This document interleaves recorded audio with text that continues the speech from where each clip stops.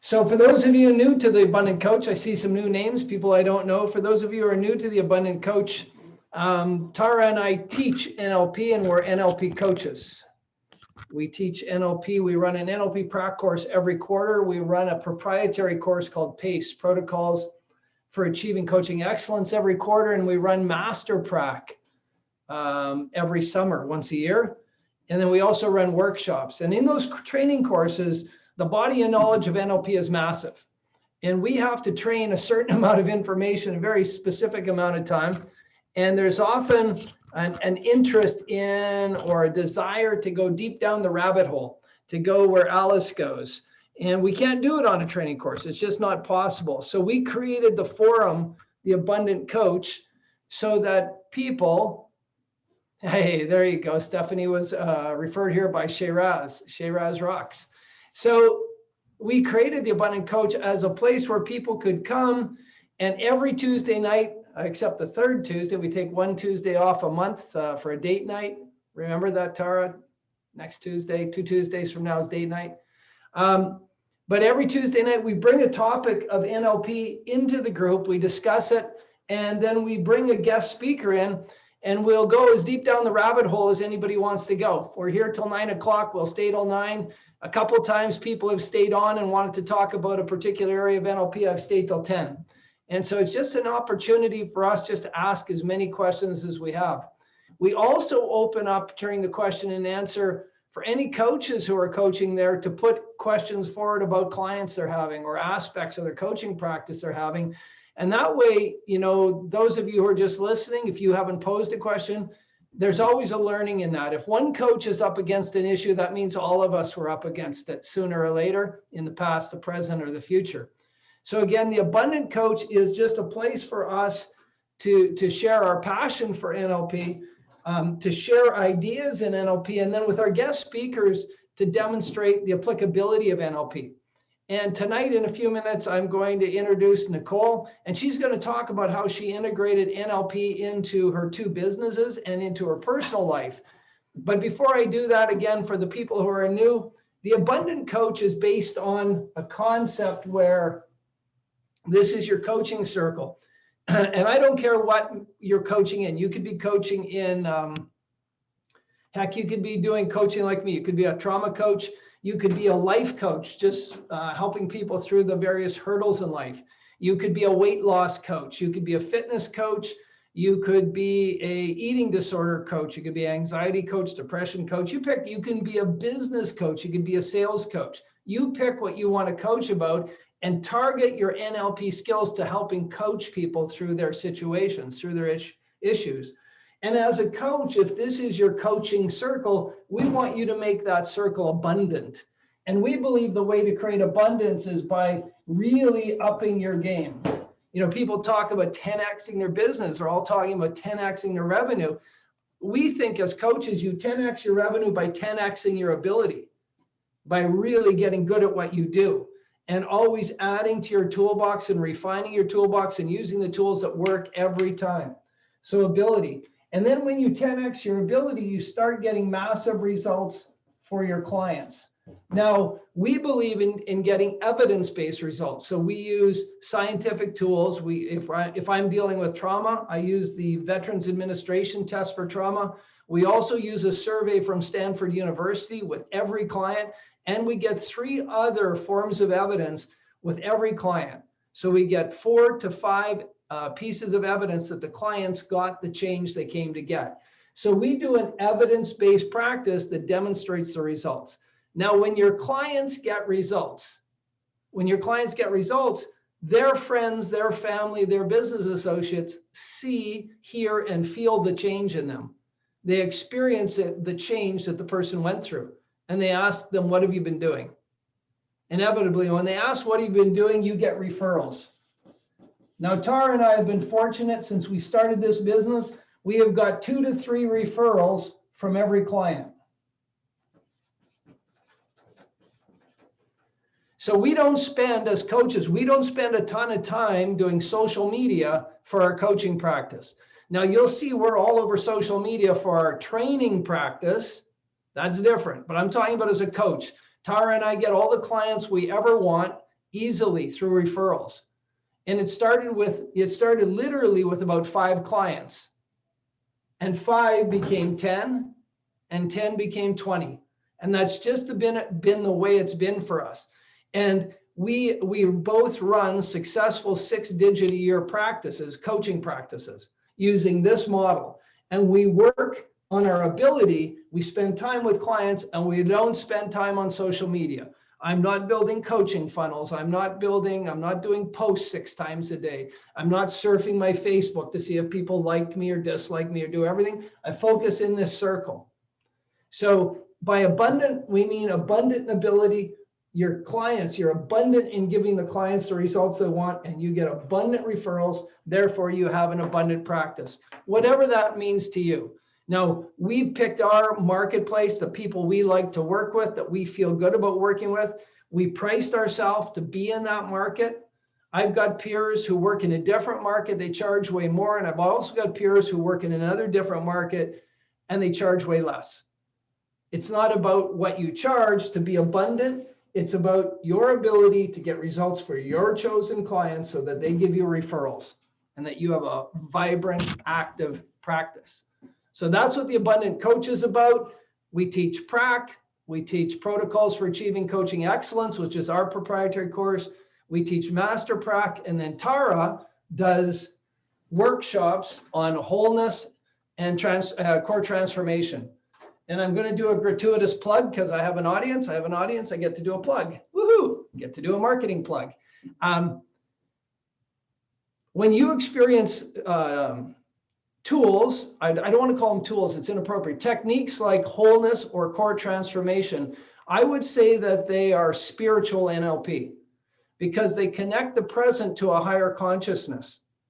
You problem solve at a higher consciousness. And those of you who've heard me talk about the 5 levels of healing, NLP is the 3rd level of healing, thoughts and feelings. Above that is super mental, which is meditation, sort of the realm of Joe Dispenza. And so these techniques that Tara teaches on her workshops, wholeness and core transformation, are in that 4th level. I believe they're in that 4th level. So if you're not aware, she's got an upcoming live online core transformation workshop. I believe it's the end of the month. Take a look online. You get to spend 2 days with Tara without me talking over her. There's a treat. And you get to spend 2 days doing these very, very high level healing techniques. It's spiritually uplifting. So I highly recommend you take a look at that.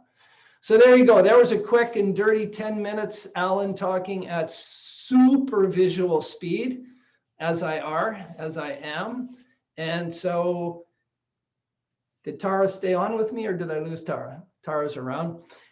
Tonight we're really, really honored. This is our 3rd guest. We started our new format on February 2nd. We had a guest on February 2nd, February 9th. We took the 3rd Tuesday in February off, and then we had Mulan last week. And this week we're here to talk about the integration of NLP in business. And we have Nicole Pereira, who is the owner of Cambridge Center Honda, so a Honda dealership. That makes her unique. If you guys know the auto industry, female owner of a Honda dealership, that puts her in the rarefied air. And she's also the founder of a growth hub, a business hub called the Growth Academy. Nicole attended our 2nd NLP training, actually in Cambridge, just up the street from her practice. And I remember I actually did some consulting at her practice. And I remember Nicole telling me that, you know, Alan, I practice the presuppositions every day. I have them written out and I look at them and I went, wait a minute. You're the first client. You're the first person who's taken one of the things we teach on the first morning of NLP, and you do it every day. No wonder you're getting the change you seek. And so we're really, really honored to have Nicole here tonight. And I'll pin her, I'll spotlight her for everybody and let her say hi. Turn on your mic. Everybody else turn on your mic, make some noise. Welcome, Nicole. There you go. Hello. Hey, everybody. Hey, Nicole. Hey. It's so Hey, fun to Nicole. be here. I'm Very- like so excited to be here to like live in the world of coaching for a while, because I'm I think it's so awesome, the work you do. I'm like in awe of the work that you do and the transformation that you achieve in people's lives. So just to be a part of it for a couple hours is pretty exciting for me. It's definitely the highlight of my day. Nice. Thank you so much. And Kate is an NLP trainer. We've got some people who are midway through prac on the course. We've got some prac and PACE grads here. So it's a really good mix of people. Amazing. Right. From all sorts of places, I imagine. Well, Tanya's on the west coast of Canada. Adam's in Colorado. Sue Nash is on the north side of Guelph. Yeah, Kate's in Toronto. I don't know which part of Toronto Kate's in. There you go. So yeah, so pretty good spread, and some more people will join us after the dinner hour probably. So maybe Nicole, let's start the journey. How did you find us? How did you find Tara and Inspired Outcomes? What brought you here? I was stuck. I was really stuck in my life. I really needed and wanted to lose weight, and I had tried everything. And I was making no progress, and I was feeling pretty crappy about it. So somehow, I don't know, Google returned Tara Canerva.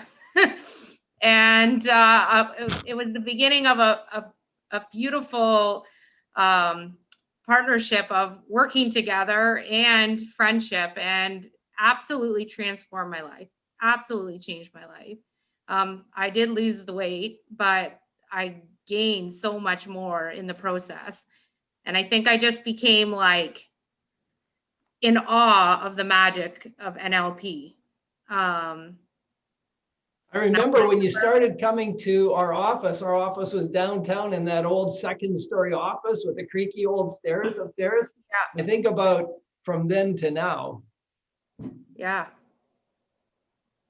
Big change. Quite the transformation. Yeah. Yeah. So when talk about the experience at prac, if you will, and then taking those skills into business and for sure. I mean, if anything, I would just like to do prac over again, because I got enough value. I got enough value on like day one before lunch, and my mind was blown. So I just and then to keep up with it all week. And I wasn't really I signed up for prac and showed up because I was in awe of the work that you do because of the results that you get. So from your teaching earlier about the results, and I just wanted to know more about it. I just wanted to learn more about it. I didn't go to prac thinking like this is going to transform my business or this is going to change the way I didn't know what to expect, to be honest. I didn't know. I just knew that I wanted to know more, and I was very curious about how I could learn more about these principles and techniques and apply them to my life. And then it ended up becoming more than that over time. Yeah. It's interesting, Nicole, maybe you can back up for a minute. You're a pretty hardcore, my experience of you, having been to your office and seen the library wall, and knowing that the trips you go on, you're a hardcore lifelong learner.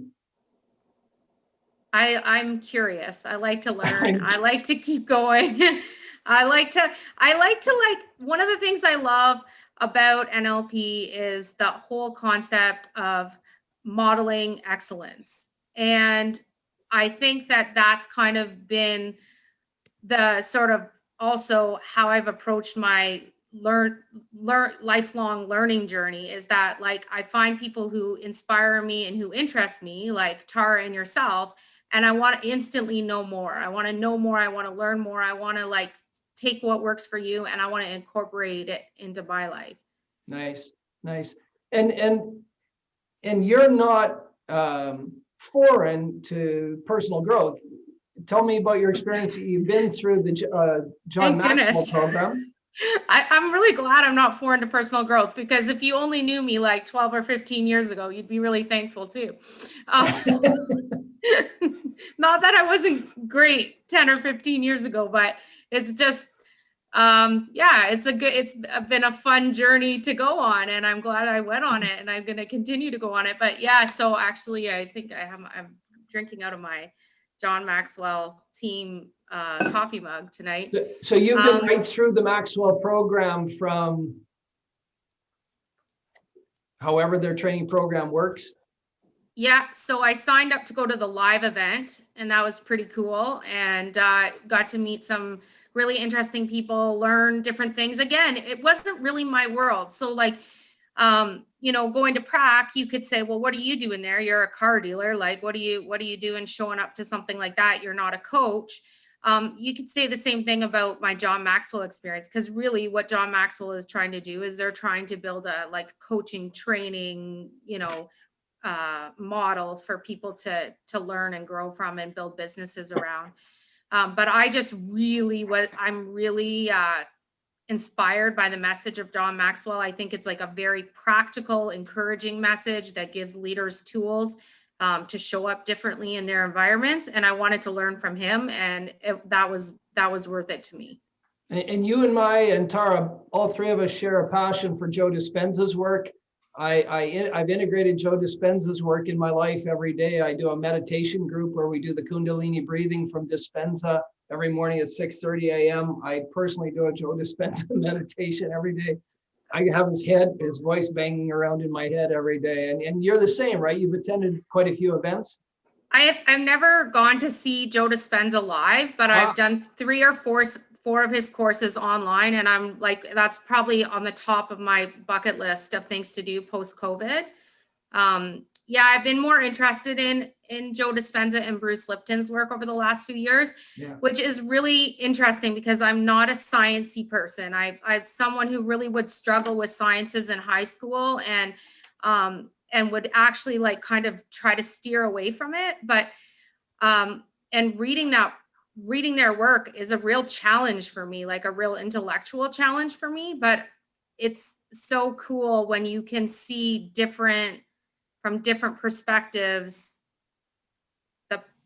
the power of your mind, the power of the mind, the power of the mind body connection, and then the spiritual component to it as well. Right on. And I wanted everybody on the call tonight to understand that, that you've been in the presence of Dispenza, you've learned some of his material, John Maxwell's, and still when you learn there's magic in NLP, when you encountered NLP, there was magic in NLP. So that sort of gives you a good calibration about what we have available in our hands as NLP coaches. Like, it's amazing. And I don't know about you guys on the call, but like, I love it when I'm like just out and about and you see NLP out in the real world and you're like, that's amazing. Mm-hmm. Right? I love that. I love that I have like, I feel like I've dipped my toe into the NLP waters, but even just that is like enough for me to be like, just, oh my gosh, that's so cool when you see it. It is fun to recognize it. I get accused of trying to turn everything into NLP, but I do see NLP everywhere. And I read, like John C. Maxwell is one of the guys, his book, No Limits, right? Yeah. His the last book. Mine is all earmarked with when he's describing something, in my footnote, I'm writing notes in the margins of how that I can put that in NLP terms, exactly what he's saying. He says about caps, well, we call those limiting beliefs. Right. Or limiting decisions. He has caps, and he has spiritual caps, financial caps, emotional caps, physiological caps. And in his work or Bob Proctor's work, the way to change belief structure isn't really clear, really isn't articulate.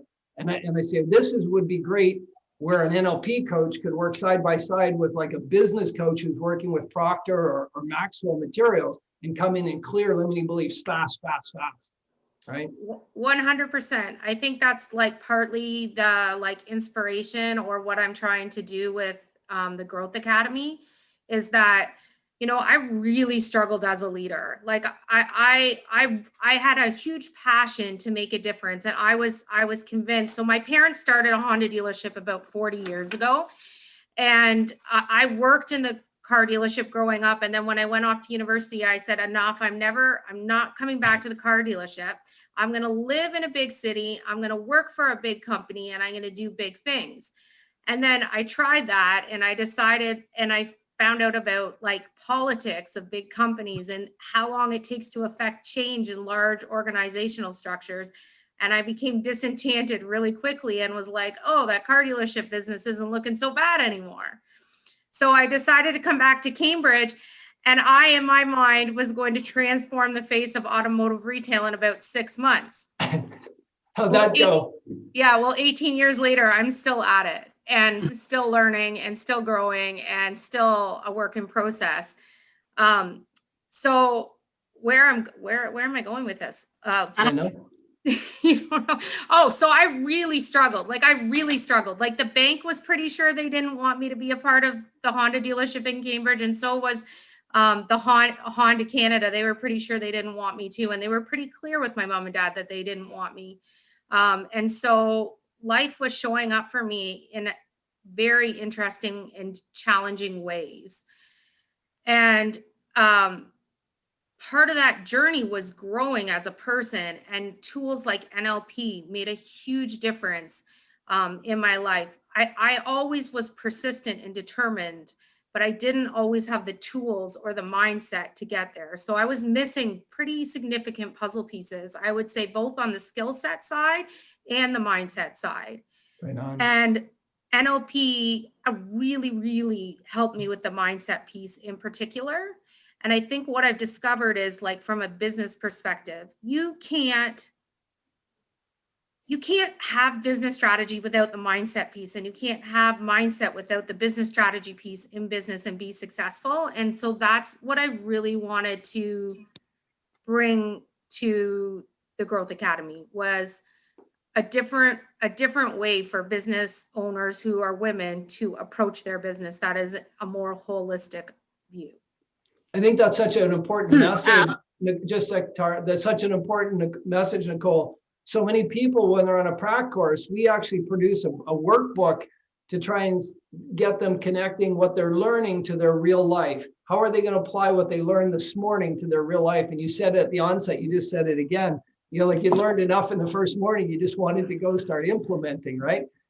But I think for a lot of people on the call, and a lot of people in NLP, you learn these magical tools, and when you're on prac, some magic happens. But then how do you take it in your real life?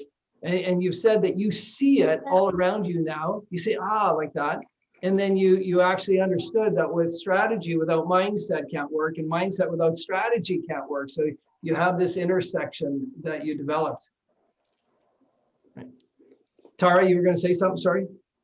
Yeah, I was just saying hi. I didn't know if you knew that I was here. Oh, we knew. We could see you, baby. Hi, Tara. For those newbies, that's Tara. That's my wife.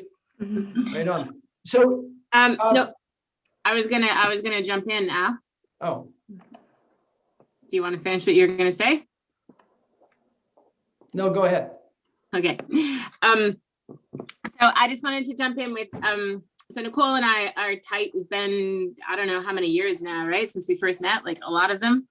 And we've done a lot of stuff together, and we've gone on trips together, and we've hung out a lot, and we've done some interesting things. So in terms of this group, Nicole and I were talking last night, I think, and you guys have heard, so Nicole not only does Honda, but of course has actually gone from, someone who identifies as lacking in leadership to a woman who actually runs an organization in our area where we bring a whole bunch of women together once a month, and Nicole facilitates a meeting between these women who are all running, like, some of them really small businesses, like just almost solo businesses, and some of them are running companies with like hundreds of employees. And we come together every month and we just do this like brainstorming.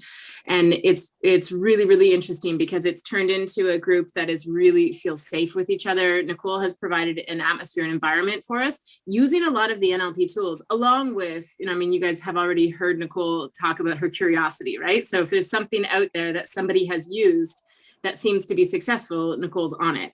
And so bringing those tools, but of course I'm sitting there recognizing so many of the NLP tools, but to create this environment of women where it's like, we're not friends in the traditional sense of like, you know, where we came together as friends, but we're really developing, and you know, some people have crossed over and we, you know, sort of hang out a little bit, but for the most part, it's people really like in a professional setting, but this aspect of safety and vulnerability that has to be like, you have to have those presuppositions of NL people and able to foster that, like to really be able to hold the space for that group, which Nicole does so well, just by like allowing everyone to bring to the front what they're dealing with.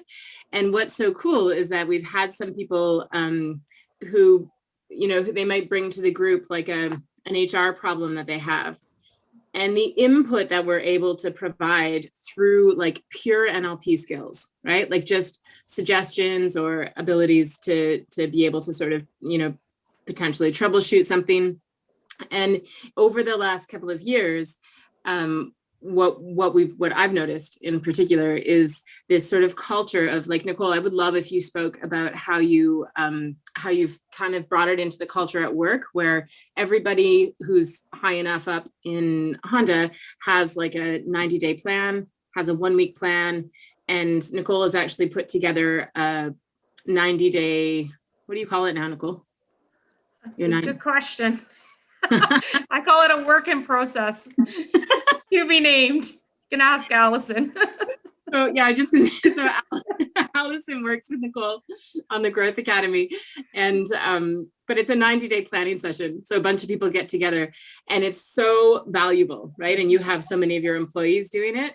And as a tool, as an NLP practitioner, to be able to see like how this all works in motion when it's not being applied like an NLP practitioner, but Nicole brings it into the group, and it's really, really effective in terms of like speaking to people in a different way. And they don't really know why they've been so like engaged in the process when they left, because you're not saying the word NLP, you're not using the terms for all these techniques and everything. But I think this is really valuable for those of you that are coaching like in different areas. Nicole was laughing last night and saying like, as we were talking about what she was going to talk about tonight, and Nicole was like, you know that I don't go around like swishing my clients, right? Like you should start. Yeah, maybe that's a problem. But for those of you who are working with the tools, not in like a just straight up coaching one-on-one environment, but where you kind of have people in a, you know, in a situation like Sue, I think about you, where you've got people who are, you're working with them, but they may not have signed up specifically for like an NLP practitioner to do a tool or a technique specifically, but you've got the ability to kind of, you know, adapt what you can do to them, because you do that so well, Nicole. And I don't know if you can explain how you have come to do that.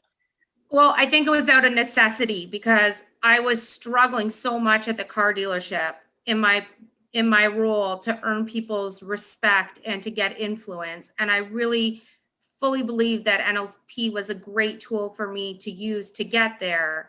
But I think I was also like street savvy enough to know that I couldn't come back from taking that course and start to say to some of my salespeople, let me NLP you, right? Or whatever. Like, it's not like, let me tell you what I learned, right? And there's, you know, a joke about car dealers. Often they're in these groups similar to the one that we host with the Growth Academy with other car dealers, and all of their staff get really nervous when the car dealers go off to their performance groups, because they get these ideas and they try to they want to rechange their entire like business operation because they've been hanging around with their car dealer friends, right? And so you have to be careful when you come back from a course and you get like mind-blowing information, that you first apply it to yourself. Yeah. I think there's a great rule right there, Nicole. Apply it to yourself first. Yeah. And I think that's kind of how I try anyways. That's how I try to lead and live my life, is that I'll start with me first. And if I can improve my level of effectiveness and my level of influence, then all boats will rise, right? And so that's how I like to look at it. And then where it makes sense, I'll definitely, I don't want want to say sneak stuff in, because I don't sneak anything in, but I will apply it in a wholesome way where it makes sense naturally. To communicate better, Yeah. even more. Yeah, like, that's be able right. to That's use right. it to motivate your employees and use it. And yeah, It's because it changed me. yeah. Most of the people on this call who are coaches aren't coaching in a business realm, to the best of my knowledge. Most of us are in the physical wellness or mental wellness business. But what a lot of people don't know on the Abundant Coach is most of the NLP coaching is business coaching. Yeah. Most NLP coaches do business coaching or sales coaching. It is the predominance in the NLP world. We've created this enclave, Tara and I, because we're so focused on coaching coaches to be emotional psychology coaches. But in a normal gathering of NLP people, the preponderance of people would be business oriented, and the applications are so powerful. I was fascinated, you've been fascinated, Nicole, by the presuppositions of NLP. And so the people here, I think everybody's a prac grad here or in the process of doing prac. For me, the presuppositions of NLP capture a lot of the fundamentals of NLP and the tentacles that go out from the core, the conceptual, pull it all in. And maybe you could just talk a little bit, because I know you've actually produced, and we've got one of your posters on our wall. You've actually produced a presupposition of NLP poster, and we have it on the wall. And just talk to us a bit, just as an example of applying one set of tools from NLP and how you've done it and what the impact has been. Okay, so perception is projection. That's just been life-changing in the last year for me, because COVID sucks and it's really challenging and it's a very uncertain environment, and people are looking to leaders for answers. So I have 65 people who come to work here every day who all have a variety of different beliefs, approaches, and places that they're at in respects to the uncertainty. And so I just decided that, like, it's not a luxury for me to be on my A game this year. I have to be I need to be at my best from a leadership perspective. And so regardless of what your beliefs or thoughts or opinions are on COVID, the government's response or whatever, I just decided for me, I'm going to show up in a different way at work, where I'm going to be a place of hope and encouragement and safety, and a place where people, not to blow sunshine and roses people's way, but to show people that you still get to make a choice, where we're all talking about all of our freedoms and rights being removed. Find places where we still have plenty of choice and plenty of freedom, and exercise it in a way that's productive, and just choose to focus on the positive. And so I started just the beginning of this year, actually, I started a daily e-newsletter to my staff that goes out to 65 people, and it's called the good news of the day, which means you're looking for good news. You have to look for good news. So first of all, I have to find something good to say every day by 3:00 to 65 people. So there, and I'm looking for it, and guess what I find? Good news. I find something to share that's good. And I was thinking of stopping it, and I was like, no, I can't stop this. And the primary reason I thought I couldn't stop doing this e-newsletter to my team wasn't because I thought they needed to hear it, was because I needed to continue the practice of looking for good news in my business every single day. It's so interesting, because that feeds one of our frames, right? That our focus drives our behavior, and our behavior creates our results. There's no failure. If we're not getting the results we want, it's just feedback about what we're focused on. And so in this unique way, you found a way to focus, and you actually put a deadline on it every day. You have to get that email out, so you have to find some good news story by 1 or 2 in the afternoon, right? That's brilliant. That's brilliant. Can I ask a question? What I think is really relevant probably for this group in terms of the work that you're doing and we're doing, they're doing.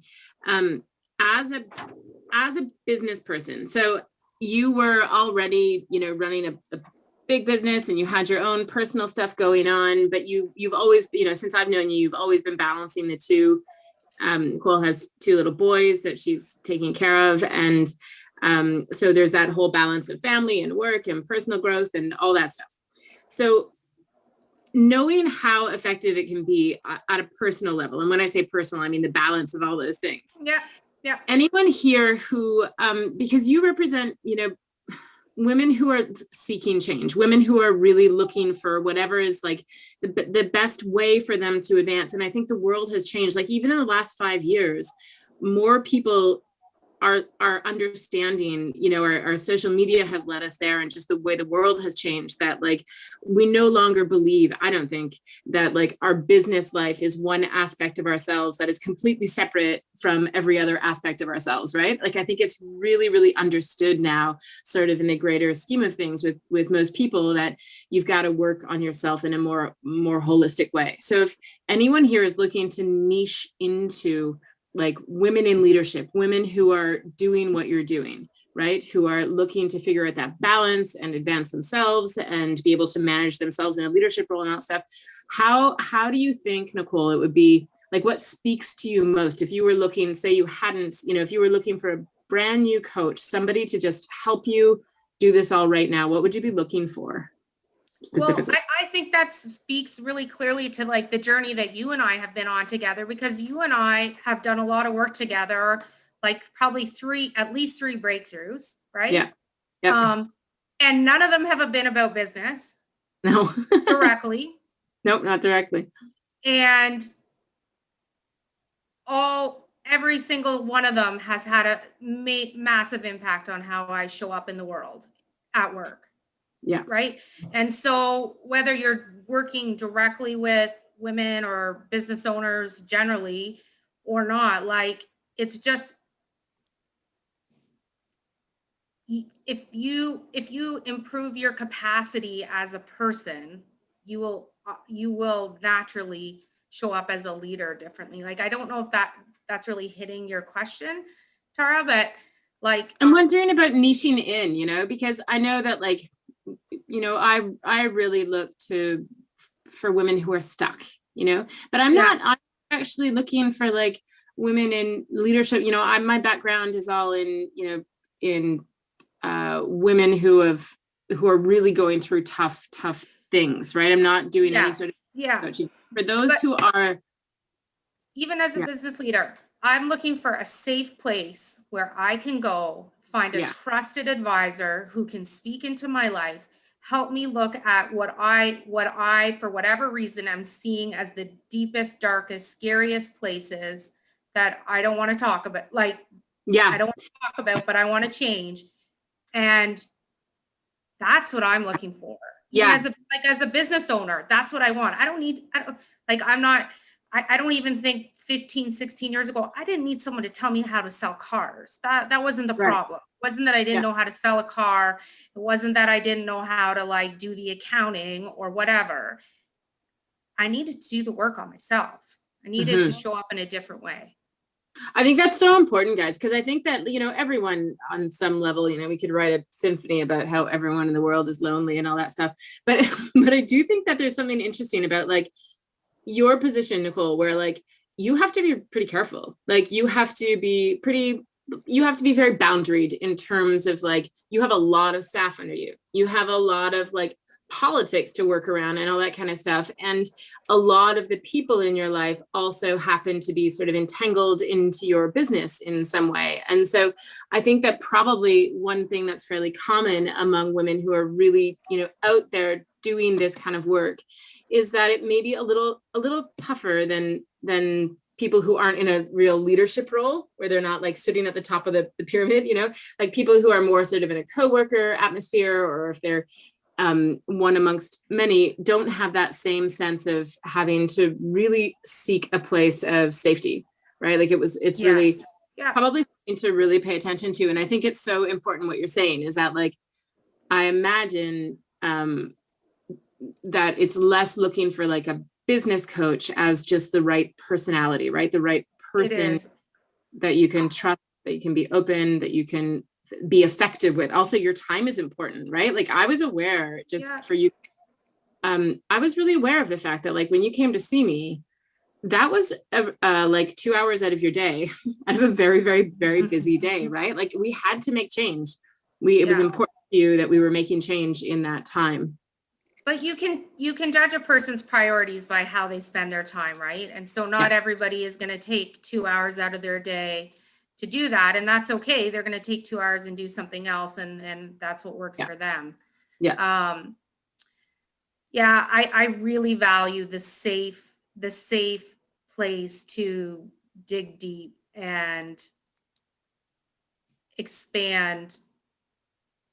And just to grow in a place like it's not about how to increase sales overnight, but how to show up differently. Yeah. When you talked about showing up differently, Nicole, maybe speak to your experience of NLP and timeline therapy of letting go of the past and overcoming 2 steps, letting go of the past as one, and then the ability to actually understand that we acquire limiting beliefs as we evolve in life, and we don't understand how they're holding us back until we let them go. So we blow through them. It's like so fun to discover a new limiting belief, because just when you thought you've like uncovered them all, you find 3 more. And so I don't know, that's pretty cool.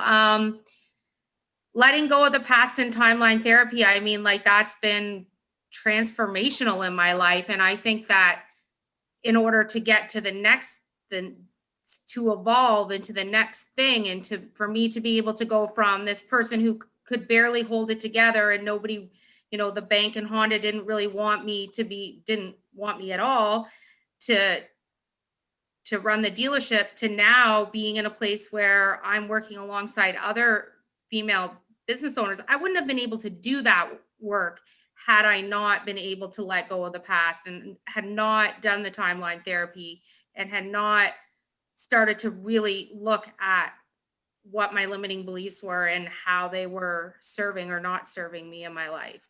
Yeah. I've often said that I think the very concept, when you believe that there's a glass ceiling, that's a limiting belief that you need to crush, right? 100%. You could have, I know the Honda industry, you and I have talked about this because my family were Honda dealers at one time, and I know a tiny bit about that culture and how male dominated and predatory it is. And had you bought into the thought that you couldn't survive in there, that would have been a limiting belief that would have crushed you. And instead you rose up and you fought it, and here you are. I don't think that I rose up, and I don't think I fought it. I think I was actually a little bit oblivious, naive, whatever, about how male dominated our industry is. And I actually think that served me. But as I get older and I see things differently, I'm more aware of how it is male dominated and what the effects are. But I think I was blessed in a way to be a little bit oblivious to that, because I didn't really get it, because my parents never said you can't do this because you're a girl, or this is gonna be tougher because you're a woman. They did make some comments about my skill set and how I was showing up, and I think that's fair game. Yeah. Talk to us if you would. So Nicole manages the dealership, you have a service department, you have a parts department, you have a sales department. And you say, I see NLP. I'm always interested when you look at a pool of 10 salespeople and 2 are creating 80% of the volume. I always wonder what the 4 at the other end, what's holding them back, because they have the passion. They love cars. They love people. They're in there, but something's holding them back. Yeah. Well, that's the beauty of managing and leading people, is that often it's easier for us to see limiting beliefs in others. But the point isn't be able to see what's holding someone back. The point is to be able to help them get to the next step on their journey and to be successful in their career. And the cool thing about car sales is, like, you would think maybe there's like 1 or 2 or 3 ways to be successful in car sales. And like, it's unbelievable the different approaches and strategies and mindsets that can still lead to success.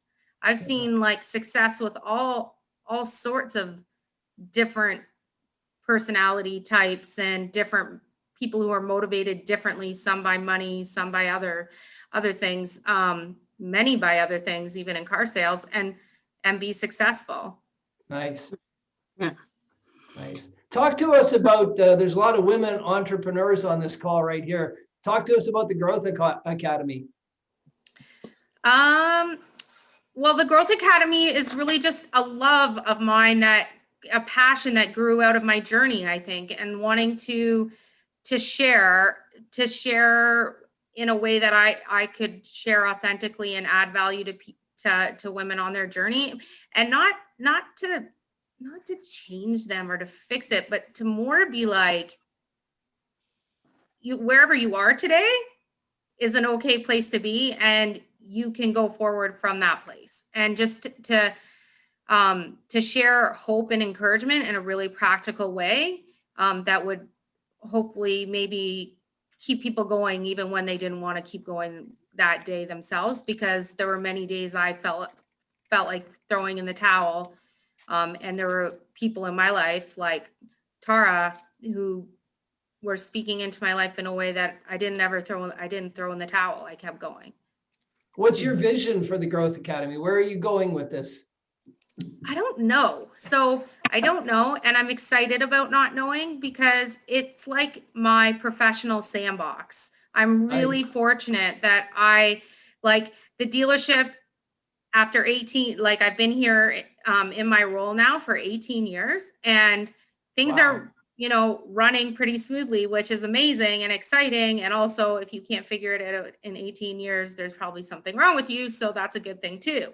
And I feel like I've come full circle, and I'm really excited about that. And I want to maintain the momentum. And at the same time, if I didn't have the little professional sandbox called the Growth Academy, I fear that I would overmanage the dealership, that I would be overmanaging the operations, because I have a talented group of managers and people who work here. So it's my sandbox. Somebody just posted the question, do you have more openings in the Growth Academy for new members? Yes, absolutely. I'd love to chat. We're going to start a second group this year, which will be really exciting. And we're most excited about getting back to in person, because it's really, my vision is to do things online, but I really believe in the value of being together in person. Allison, maybe you could put the contact information for you and the Growth Academy in the chat room for everybody, if anybody's interested in learning more. There you go. There it's up. Facebook, Growth Academy Cambridge. Beautiful. Yeah. Cool. And I'm fascinated. So you're a mother as well. How has NLP impacted your children? Are they afraid of the question, the as if question yet, or are they okay? Oh man, I think parenting's like the most challenging job I've ever undertaken. It's quite an experiment, right? We'll see what the results are like. I don't think a lot about NLP and parenting, to be honest, like really like in a practical way. More maybe just how I show up as a parent, but I've never really thought about it that way. I'm going to have to spend some time thinking about it. We think about it all the time because of that imprinting phase, 0 to 7. And now all our kids are through 7. Now they're in the modeling phase. We keep asking ourselves, what do we have to undo that we imprinted in them from 0 to 7? How much work do we have to do to unprogram them? My boys are 8 and 9. And so I'm seeing that every day. I was like, oh, so that's what you picked up there. Yeah. Great. And now they're modeling it. Now they're looking for people like themselves, which is you, of course. Yeah. Right? And the way they go. No, and it's interesting, the patterns of language. I joke about the as if question, because when Tara first met me, my oldest daughter was 8. And I've been an NLP junkie for a while, and I'd ask her a question. She said she would always answer. She wouldn't always answer, but she'd often answer, "I don't know." And I'd say, "Well, I know you don't know, but as if you did, what might the answer be?" And I got away with that for about 4 months, and then she said, "I don't know, and don't ask me the second question." I've done that one before a couple times. It works. I've done that. Of course you Yeah. have. Yeah. If you had the delivery, it's all in the delivery, that question. And some of you listening might not know, Tara did hypnotic recordings for the kids to go to sleep. And the middle child, Mika, would ask for the relaxation. Can I have the relaxation recording, Mommy? They loved it and go That's to sleep. amazing. And Tara's moderately nefarious. She put in a post-hypnotic suggestion that you're going to sleep easily and effortlessly till 7:30. I always thought that was quite cool. That's amazing.